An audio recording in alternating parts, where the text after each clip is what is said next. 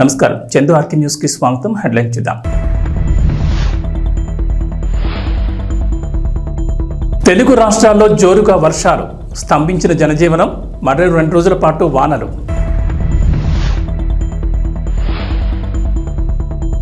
వాయుగుండం ప్రభావంతో రాష్ట్రంలో కొనసాగుతున్న వర్షాలు. బెంజ్ సర్కిల్లో అత్యధికంగా 161 సెంటీమీటర్ల వర్షపాతం నమోదు. మంగళగిరిలో 29 సెంటీమీటర్ల వర్షపాతంతో 30 ఏళ్ల రికార్డు గల్లంతు.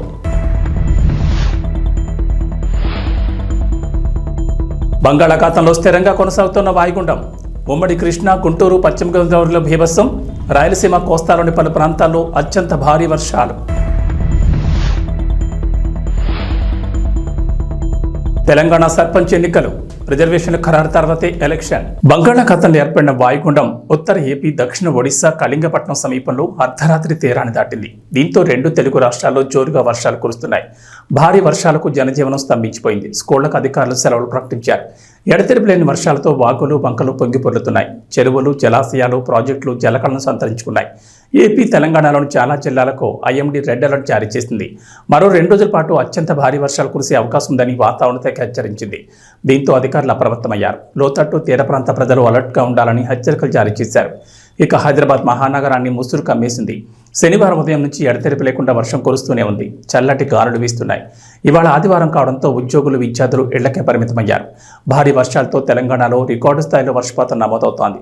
గత 24 గంటల్లో అత్యధికంగా ఖమ్మం జిల్లా కాకర్వల్లో 52.9 సెంటీమీటర్ల వర్షం కురిసింది. మహబూబాబాద్ జిల్లా ఎనుగుర్తిలో 45.5 సెంటీమీటర్లు, వరంగల్ జిల్లా రెడ్లవాడలో 45 సెంటీమీటర్లు, మహబూబాబాద్ జిల్లా చిన్నగూడూరులో 40 సెంటీమీటర్లు, సూర్యాపేట జిల్లా ముకుందాపురంలో 44 సెంటీమీటర్ల వర్షపాతం నమోదైనట్లు అధికారులు తెలిపారు. ప్రకాశం బ్యారేజ్ వద్ద 2వ ప్రమాద హెచ్చరిక జారీ చేశారు. భారీ వర్షాల కారణంగా కృష్ణానదికి వరద పోటెత్తుతోంది.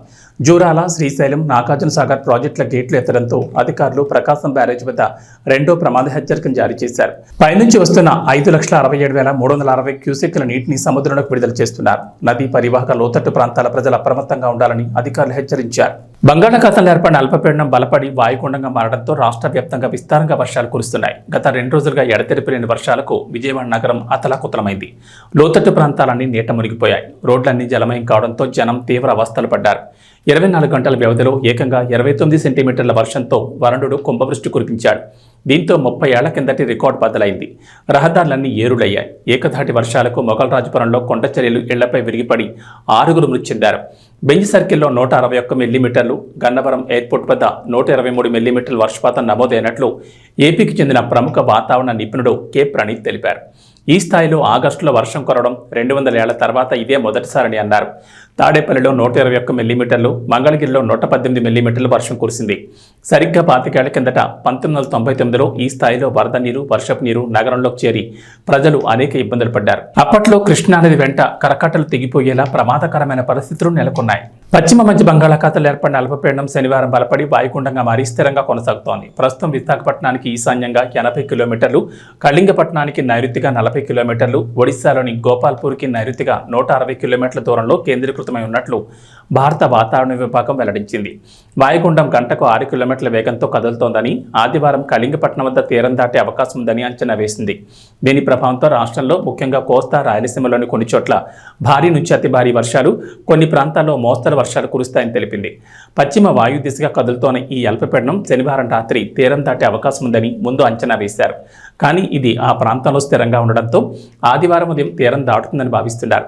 ఇక అరేబియా సముద్రంలో ఏర్పడిన తుఫాను అస్నా కేంద్రం నుంచి బంగాళాఖాతంలోని వాయుగుండం కేంద్రం వరకు రుతుపవన ద్రోణి కొనసాగుతోందని అమరావతి వాతావరణ కేంద్రం పేర్కొంది. వీటి ప్రభావంతో శనివారం రాష్ట్ర వ్యాప్తంగా భారీ నుంచి అతి భారీ వర్షాలు కురుస్తాయి. తెలంగాణలో సర్పంచ్ ఎన్నికల కోసం ఆశావాహులు ఎదురుచూస్తున్నారు. ఇప్పటికే గ్రామాల్లో పలువురు సర్పంచ్ ఎన్నికల్లో పోటీ చేసేందుకు రెడీ అయిపోయిన నేతలు ప్రజలను మచ్చిక చేసుకునేందుకు ప్రయత్నిస్తున్నారు. మంచి చెడులకు హాజరై ప్రతి సందర్భాన్ని వాడుకుంటూ ఓటర్లను ప్రసన్నం చేసుకునేందుకు విశ్వ ప్రయత్నాలు చేస్తున్నారు. ఈ ఏడాది ఫిబ్రవరిలో సర్పంచుల పదవీకాలం పూర్తయింది. ప్రస్తుతం గ్రామ పంచాయతీల్లో ప్రత్యేక అధికారుల పాలన సాగిస్తున్నారు. ఈ నేపథ్యంలో పంచాయతీ ఎన్నికలపై నిర్వహణపై తెలంగాణ ఎన్నికల కమిషనర్ పార్థసారథి కీలక ప్రకటన జారీ చేశారు. రాష్ట్ర ప్రభుత్వం రిజర్వేషన్లు ఖరారు చేసిన తర్వాత పంచాయతీ ఎన్నికల నోటిఫికేషన్ వస్తుందని చెప్పారు. శనివారం పలు రాజకీయ పార్టీల ప్రతినిధులతో ఎస్ఈసీ సమావేశమయ్యారు. నోటిఫికేషన్ వచ్చే వరకు ఓటర్ల నమోదు కొనసాగుతుందని చెప్పారు. ఈ నెల 6న ముసాయిదా జాబితా రిలీజ్ చేస్తామని తెలిపారు. మొత్తం 3 దశల్లో బ్యాలెట్ విధానంలో ఎన్నికలు నిర్వహించనున్నట్లు వెల్లడించారు.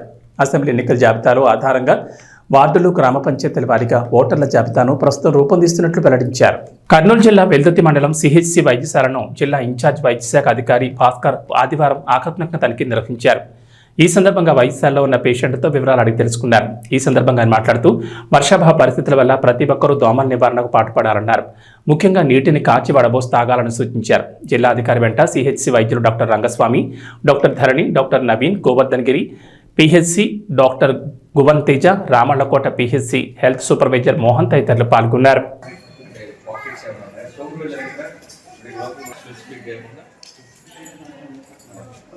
వర్షాకాలం ఉంది. వర్షాకాలంలో ఇప్పుడు తుఫాను వల్ల ఎక్కువ వర్షాలు పడుతున్నాయి. ఈ వర్షాలకి మనం ముఖ్యమైన జాగ్రత్తలు కొన్ని అయితే ఖచ్చితంగా తీసుకోవాలి. అందులో నెంబర్ 1 వచ్చేసి వాటర్ బాయిల్ చేసుకొని చల్లార్చుకొని తాగాలి. ఫస్ట్ వాటర్ బార్న్ డిసీజెస్ రాకుండా మనం చేసుకోవాలంటే మనం ఇంట్లో చేసుకున్న పనులు, మనం చేసుకోగలిగిన పనులు ఫస్ట్ మనం కొన్ని అయితే ఖచ్చితంగా చేయాలి. ఈ అవేర్నెస్ చాలా ముఖ్యం. మనము తాగే నీరు పరిశుభ్రంగా ఉండాలి. మనకు వర్షాకాలంలో ఎక్కడైనా కంటామినేషన్ జరగచ్చు. ఇంట్లో మనం చేసుకోగలిగిన ఫస్ట్ పని ఏంటంటే వాటర్ మరగబెట్టుకొని చల్లార్చుకొని తాగితే దానివల్ల ఏ ఇన్ఫెక్షన్స్, మరగబెట్టిన వాటిల్లో ఏ బ్యాక్టీరియా కానీ వైరస్ కానీ ఉండకుండా చనిపోతాయి. సో అవి చల్లార్చుకొని తాగాలి. ఫస్ట్ కాచి చల్లార్చుకున్న నీళ్లు తాగడం వల్ల వాటర్ బార్న్ ఇన్ఫెక్షన్స్ ను మనం దరిచేరకుండా చేసుకోవచ్చు. సెకండ్ థింగ్ ఏమంటే వర్షాకాలం కాబట్టి వాటర్ క్లాగింగ్ ఉంటుంది. మన ఇంటి చుట్టుపక్కల, మన ఇంట్లో కూడా కొన్ని చోట్ల పాత టైర్లు కానీ, కొబ్బరి చిప్పలు కానీ ఇట్లాంటివి ఎక్కడైనా గిన్నెలు కూడా అట్లే వర్షానికి అట్లే పెట్టేసి ఉంటారు. నెక్స్ట్ మన ఇంటి ముందర చిన్న చిన్న వాటర్ క్లాగింగ్ ఉంటాయి. మనం ఏదైనా చిన్నగా అడ్డం తీస్తే చాలు మొత్తం వాటర్ వెళ్ళిపోతాయి. అట్లాంటివన్నీ కూడా మన చేతుల్లో ఉండేటివి వాటర్ క్లాగింగ్, వాటర్ స్టాగ్నేషన్ కాకుండా అవి ఫస్ట్ మనం చేసుకోవాలి. అవి 2 రోజులు, 2 రోజులు మించి ఉంటే దోమలు వ్యాప్తి చెందే అవకాశం ఉంది. దోమలు వచ్చి వాటిల్లో గుడ్లు పెడతాయి. తద్వారా దోమలు వ్యాప్తి చెంది మలేరియా కానీ, డెంగ్యూ కానీ, చికెన్ గున్యా కానీ వ్యాపించే ప్రమాదం ఉంది. సింపుల్ స్టెప్స్ అధికారులు వస్తారు, అధికారులు చేస్తారు. ఇంతలోపు మన చేతుల్లో ఉన్న పనులు మనం చేసుకోవాలి. ఈ అవేర్నెస్ చాలా ముఖ్యం. మన ఫస్ట్ మన చేతుల్లో ఉండే పని మనం చేసుకుంటే ఎవరో వస్తారు, వాళ్ళు చేస్తారు అన్న దానికన్నా మనమే స్టార్టింగ్ ఇనిషియేటివ్ మనమే తీసుకుందాం. సో ఈ వాటర్ ఇంట్లో ఉన్న గిన్నెల్లో ఉన్న వాటర్లు బోలి చేసి పడేయడము, టైర్లలో ఇప్పుడు ఖచ్చితంగా వర్షం పడుతుంది కాబట్టి ఈ టైర్లు ఎక్కడన్నా ఇంట్లో లోపల పెట్టున్నా, వెనకల వసారాలు పెట్టున్నా వాటిల్లో నీళ్లు చేరుతాయి. ఆ నీళ్లు వంపేస్తే ఫ్యూచర్ ఖచ్చితంగా మీరు చూడండి, మీ ఇళ్లలో ఎక్కడైనా టైర్లు ఉంటే ఖచ్చితంగా వాటిల్లో నీళ్లు చేరుంటాయి. దాంట్లో దోమలు ఉంటాయి. ఆ పురుగులన్నీ కూడా కనపడేటివి దోమలు ఉంటాయి. అవన్నీ తీసేస్తే ఖచ్చితంగా మీ ఇంటికే కాకుండా మీ కమ్యూనిటీ, మీ సమాజానికి కూడా మీరు మంచి చేసిన వాళ్ళు అవుతారు. అవన్నీ తీసేసేయండి. ఇవి 2 చాలా ముఖ్యమైన పని. ఇప్పుడు ఇంకా వర్షాలు పడుతున్నాయి కాబట్టి మా హెల్త్ స్టాఫ్ వస్తారు, హౌస్ టు హౌస్ సర్వే చేస్తారు, ఫీవర్ సర్వే చేస్తారు. నెక్స్ట్ మీ ఇళ్లలో ఎవరికైనా వాంతులు, బేదులు, విరోచనాలు ఉన్నాయా చేస్తారు. ఇంకా వైరల్ ఫీవర్స్ ఎక్కువ ప్రబలుతాయి. ఇప్పుడు వైరల్ ఫీవర్స్ ముఖ్యంగా శ్వాసకోశ వ్యాధులు వస్తాయి. అప్పర్ రెస్పిరేటరీ ట్రాక్ట్ ఇన్ఫెక్షన్స్ అంటాము. ఇవి జలుబు, దగ్గు, ఫీవరు, తలనొప్పి ఇవి ముఖ్యంగా ఉంటాయి. వీటి వల్ల sinusitis, lower respiratory tract infections, pneumonia ఇవన్నీ కూడా ఫ్యూచర్ కాంప్లికేషన్స్ ఉంటాయి. ఇవన్నీ రాకుండా ఉండడానికి ముఖ్యంగా మనం జాగ్రత్తలు ఏం తీసుకోవాలంటే వేడి నీళ్ళు ఆవిరి పట్టుకుంటే జలుబు నుంచి కొంచెం ఉపశమనం కలుగుతుంది. వెంటనే డాక్టర్ దగ్గరికి పోతే మీకు తగు ట్రీట్మెంట్ ఇస్తారు. అది ఒకటి. Next thing dos and do nots అనేసి మనము ఏమైతే చేయాలి, ఏమైతే చేయకూడదు అని చెప్పేసి మా హెల్త్ సిబ్బంది మీకు క్లియర్ కట్గా అవేర్నెస్ ఇస్తారు. ఎక్కడెక్కడైతే మీరు ఫర్ ఎగ్జాంపుల్ ఇప్పుడు మనం మాట్లాడుకునేటివన్నీ ఏం చేయాలి, ఏం చేయకూడదు అనేటివి కూడా మీకు చెప్తారు. వాటిని అదేవిధంగా మనము మీకే కాకుండా మన సమాజంలో అందరికీ కూడా ఈ అవేర్నెస్ వ్యాప్తి చేసేదిగా చూసుకోండి. Thank you. మణిపూర్ రాష్ట్రంలో అత్యధిక జనాభాగా ఉన్న కూకీలు నివసిస్తున్న ప్రాంతాన్ని కేంద్రపాలిత ప్రాంతంగా ప్రకటించి పూర్తి రక్షణ కల్పించాలని Kuki students organisation Hyderabad demand చేసింది. పాండిచేరి మాదిరిగా రాజ్యాంగంలోని 239వ ఆర్టికల్ ప్రకారం కేంద్రపాలిత ప్రాంతంగా ప్రకటిస్తే మణిపూర్ రాష్ట్రంలో కూకీలు శాంతియుత జీవనం సాగిస్తారని వారు తెలిపారు. హైదరాబాద్ బషీర్బాగ్ ప్రెస్ క్లబ్లో ఏర్పాటు చేసిన సమావేశంలో కూకీ స్టూడెంట్ ఆర్గనైజింగ్ ప్రతినిధులు లోనా డొంగల్, లిట్కోలన్ సవంటక్ తదితరులు మాట్లాడారు. మణిపూర్లో కూకీ, నాగోస్ 48% జనాభాగా ఉండగా మైతాస్ కులస్తులు 52% ఉన్నారని, గత సంవత్సరం జరిగిన సంఘటనలో కోకీలు తీవ్రంగా నష్టపోయారని వారు ఆరోపించారు.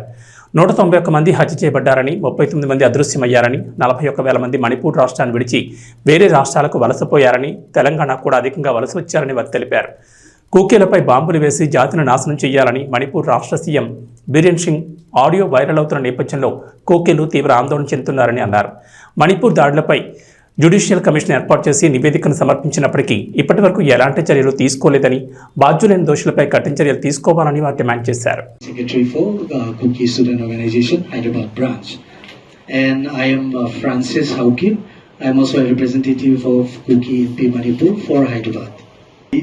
I would like to give a brief introduction because I am sure most of you might not be. Kuki Student Organization is the apex and one of the highly esteemed 3rd 2023. We were headquartered in Imphal, but after the violence we have shifted our headquarters. KSO Hyderabad branch is one of the branches of Kuki Student Organization, is to promote the welfare and development of the student community. We pursue various studies as well as careers across various cities in India.